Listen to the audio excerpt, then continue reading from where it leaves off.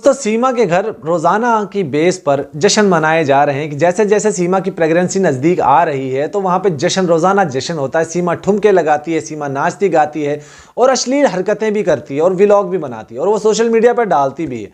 अब सीमा को देखकर जो इसके चाटुकार हैं वो तो बड़े खुश हो रहे हैं, मालाएं जप रहे हैं, लेकिन जो हैदर भाई हैं वो थोड़े गमगीन हैं क्योंकि उनको उसको लोग ट्रोल कर रहे हैं।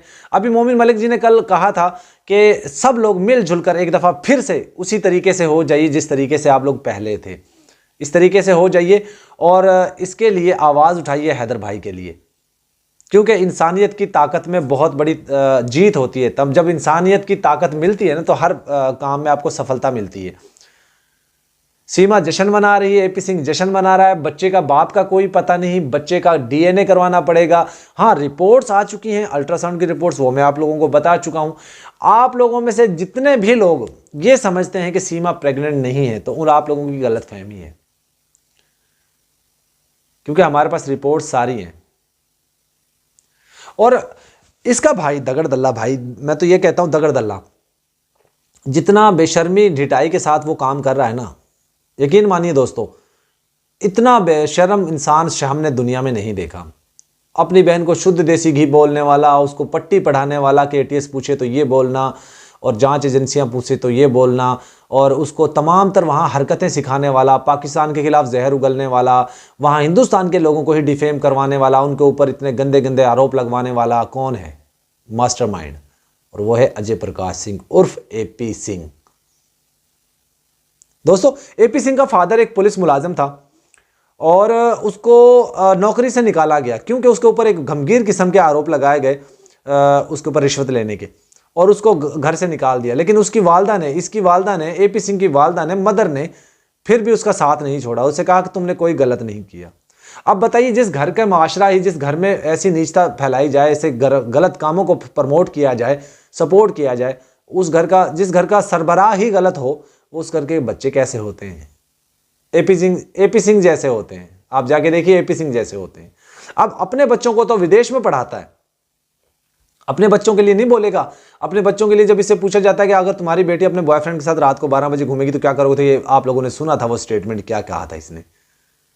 दूसरों की बहन बेटियों को शुद्ध देसी घी बोलता है और कहता है वो मर्द की मर्दानगी टेस्ट करती हैं, रात को तो बेड टूटने की आवाज आती है। फिट्टे मुंह एपी सिंह तेरे मुंह पे और इसके चाटुकारों पे। बहरहाल दोस्तों, बादल बाबू, लड़की ने उसको पहचानने से इनकार कर दिया। बादल ने देखिए बॉर्डर क्रॉस किया, बॉर्डर क्रॉस करने के बाद उसने 800-900 किलोमीटर सफ़र तय करके मंडी बहाउद्दीन पहुंचा, फिर वहां पर उस लड़की के साथ मुलाकात की। ये सारी चीज़ें घटनाएं नहीं हैं, ये वाकई ही उस लड़की का इसके साथ रिलेशन था, ताल्लुक था। वरना चले बॉर्डर तो क्रॉस कर लिया, उसको मंडी बहाउद्दीन का क्या पता। और चलो मंडी अगर बहाउद्दीन, अगर लड़की की सपोर्ट ना होती तो अगर मंडी बहाउद्दीन भी पहुंच गया तो फिर उस लड़की के घर तक कैसे पहुंचा, अगर उसकी सपोर्ट ही ना होती तो। ये सारी चीज़ें उन लड़की की और उसकी माँ की हुई हैं। अब वो माँ भी उसकी इनकार करने पे लगी हुई है और बादल के लिए जो है मुसीबतें खड़ी होती जा रही हैं। कहते रांझे को ने जो भैंस चराई थी ना, वो इसीलिए चराई थी कि वो हीर से उसको सच्ची मोहब्बत थी और उसके लिए दुख तकलीफ भी झेले उसने। और महिवाल ने जो घड़े के ऊपर, कच्चे घड़े के ऊपर सवार होकर उसने जो नदी पार करती थी ना, वो भी उसका सच्चा प्यार था। लेकिन ये कैसा प्यार हुआ? ये तो इस लड़की के लिए, मुझे तो ऐसा लगता है रातें रंगीन करने के लिए या उसको रात को सिर्फ चैट करने के लिए एक लड़का चाहिए था, वो मिल गया। बाद में उसको बुला भी लिया। उस लड़के ने यार अपनी जिंदगी तबाह कर दी इस लड़की के पीछे, इसने उसको ऐसे धिक्कार दिया। देखिए, हम सीमा के विरोध में नहीं करते हैं ना, हम उसके पक्ष में नहीं, उसके विरोध में हैं, हमेशा थे, हैं और रहेंगे जब तक हैदर के बच्चे वापस नहीं कर देती। बाकी वो जहां उसका दिल करे वो जाए, हमें उससे कोई लेना देना नहीं है। हाँ, इसी तरीके से हम इस लड़के का भी उसी तरीके से साथ दे रहे हैं जिस तरीके से हमारे बच्चों का उन्होंने साथ दिया हिंदुस्तान के लोगों ने।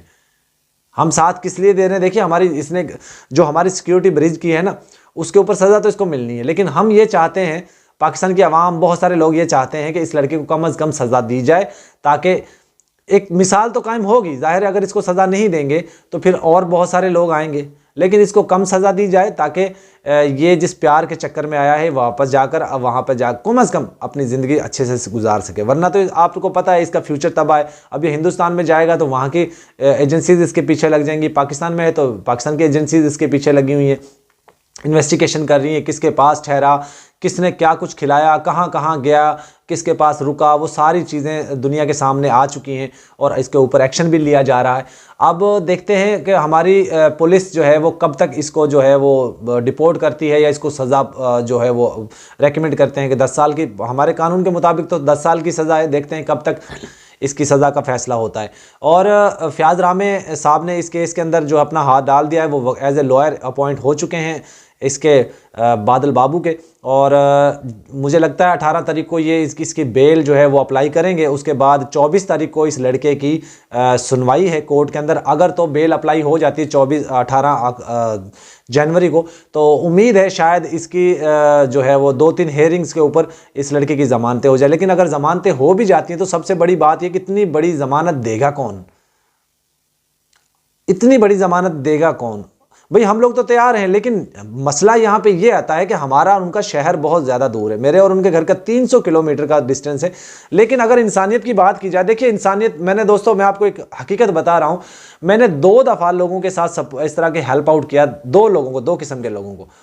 ये इंडिया पाकिस्तान की बात नहीं है, वैसे ऑल ओवर मैं अपने ही पाकिस्तान की बात करूँ, 2 लोगों को मैंने सपोर्ट किया, उनको इंसानियत के नाते मैंने उनके साथ ट्रैवल किया, उनकी खिदमत की। लेकिन मुझे क्या मिला? बदनामी, रुसवाई। और आज मैं परेशान हूँ उनकी वजह से। बहरहाल ये तो इंसानियत की जब हम बात करते हैं तो दुख तकलीफ़ें आती हैं। जब इंसान सच्चा होता है उसको तकलीफ़ें ज़्यादा मिलती हैं, जो झूठा होता है, मक्कार होता है, उसको दुनिया में वाह मिलती है। मैं देख रहा हूँ बहुत सारे चैनल्स पे इसकी रानी की ऑडियो चला रहे थे, वीडियो भी चला रहे थे, ये था वो था, ये सब फेक है। लेकिन अभी एक वीडियो ज़रूर आई है उस रानी की, जो सना रानी है, उसकी एक वीडियो ज़रूर आई है। समा न्यूज़ पे, पाकिस्तानी नेशनल न्यूज़ चैनल है, उसके ऊपर उस लड़की ने थोड़ी सी बात की है। वो बात नहीं कर रही थी, इंटरव्यू नहीं दे रही थी, लेकिन मीडिया वाले ने फिर उसको ज़बरदस्ती बोला कि आप प्लीज़, रिक्वेस्ट है आपसे कि हम लाहौर से आए हैं, समा न्यूज़ से आए हैं, तो आप हमें छोटा सा इंटरव्यू दे दो, सिर्फ ये कह दो कि मैं आप बात नहीं कर सकती, घर में कोई भी नहीं है। फिर उस लड़की को मास्क पहनाया, मास्क पहनाकर उससे छोटा सा एक स्टेटमेंट ज़रूर लिया गया और दुनिया को मैसेज दिया गया कि ये है वो लड़की। अब ऐसे माँ बाप, देखिए ये एक तरफ तो ये कहा जाता, देखा उस घर देखा आप लोगों ने, उस लड़की का टूटा हुआ, दीवारें कोई नहीं है, कहीं प्लास्टर नहीं है, घर भी नीचे कच्चा है। तो वो ऐसे लोगों की क्या सोच हो सकती है यार? हम उस लड़की का साथ नहीं दे रहे हैं। ये उस लड़की मास्टरमाइंड है, इसकी मदर और ये दोनों मास्टरमाइंड है इस लड़के को वहां से, हिंदुस्तान से मजबूर करने के लिए कि तुम लीगल या इनलीगल पाकिस्तान आओ। और वो आया, लेकिन फिर उसका साथ छोड़ दिया। जबकि पाकिस्तान की आवाम, मुझे यकीनी बात है, मैं आपको यकीन श्योर करके कह रहा हूँ कि मुझे ऐसा लगता है पाकिस्तानी आवाम के पास अगर जाया जाए, उनसे इंटरव्यूज़ किए जाए, उनसे बात की जाए, तो लोग कहेंगे कि इसको डिपोर्ट कर देना चाहिए, क्योंकि ये प्यार में गिरफ्तार होकर आया है और इसको बुलाया गया है। बहरहाल वो हमारी सिक्योरिटी एजेंसीज देख रही हैं इस केस को, जो वो फैसला करेंगी हम उसमें ही खुश हैं। बाकी हम आवाज़ उठाते रहेंगे जब तक कि इस केस का फैसला नहीं हो जाता, जैसे सीमा हैदर केस में हम लोग आवाज़ उठा रहे हैं। वीडियो कैसा लगी दोस्तों, कमेंट में ज़रूर बताइएगा।